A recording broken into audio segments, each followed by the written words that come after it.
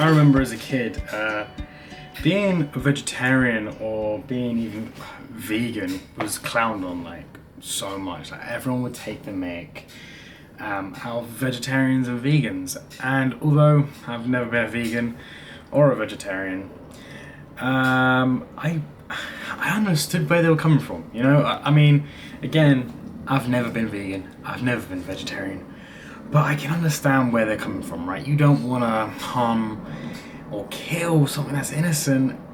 Like, it's a very hard one to chop up, right? And I grew up again with a lot of just, really mean, like really mean people towards like vegans and vegetarians. But unfortunately, like especially vegans, right? It was a very, I don't know, of higher class people would have like be a vegan, and it would seem like they were trying to do it because they were trying to be more morally right, and that was kind of the only reason. And I think vegans got themselves quite a name for being so pushy and so morally high grounded that I think a lot of people got a bad taste in their mouth. But realistically, if you take what a vegan is or a vegetarian, I think most people could understand where they're coming from, right? You don't want something that's innocent to die just so you can eat. Especially in this day and age where, well, not back then, but now it's become a little bit easier to become a vegan or a vegetarian. My personal belief that is in hundreds of years' time, we'll look back on us eating animals and be like, that is disgusting. Why do we ever do that? That's my personal opinion. And I think a lot of people go, no, I don't think that will happen. I think it will. I think if we keep advancing in our food technology, if you will, and people don't get ill, and it's trialed and tested, and everyone's having a good time, and everyone's healthy, and we don't have to kill, innocent lives or, innocent animals to get our food, I think personally we would probably switch over. I mean, especially if it's just there right in front of us. It's it's consumerism. Consumerism. You put it in the shelves, and it's one of the only things there. It's the only thing you're gonna pick up anyway. And I don't think this will happen in our lifetime, but maybe the next or the next after that, where we'll sort of learn in school about us like eating animals. Like, oh my gosh, we used to eat animals. We used to kill them. It just sounds a bit barbaric, doesn't it? I mean, because most people in this day and age, if you said, could you hunt your own, whatever animal that you're going to eat, chop it up and cook it, most people like to say they could do it.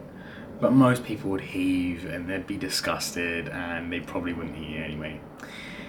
It's been detached, maybe is the word. They've been so detached from what it is, and I think that's where it sort of muddles up, right?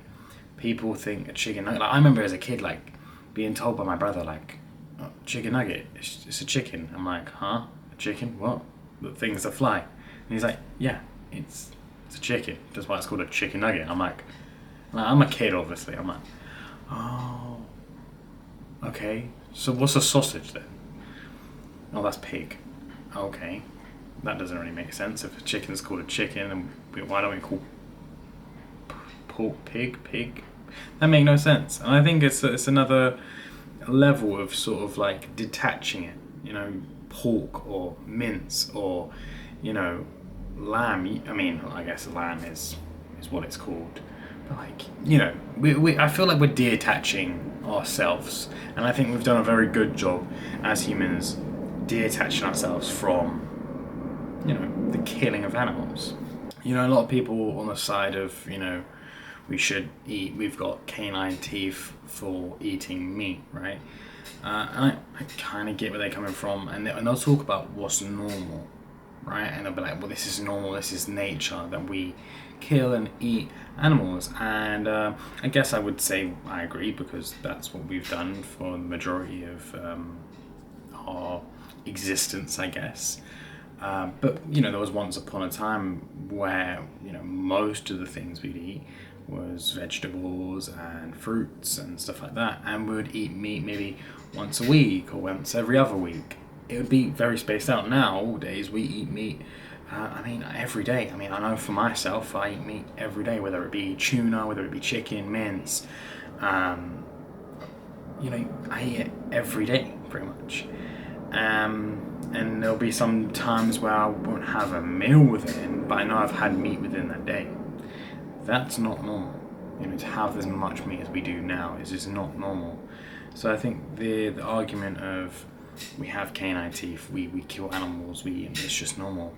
Well, it's not normal to eat as much as we do. And I think that's the middle ground, right? When I talk to a vegetarian as a vegan, thinking about maybe for most people it would be very hard to come fully off of eating animal products, but maybe just to lessen it, maybe once a week you have a vegetarian dinner, just to lighten the load of how much killing's going on. I don't know. It's not good for the environment either.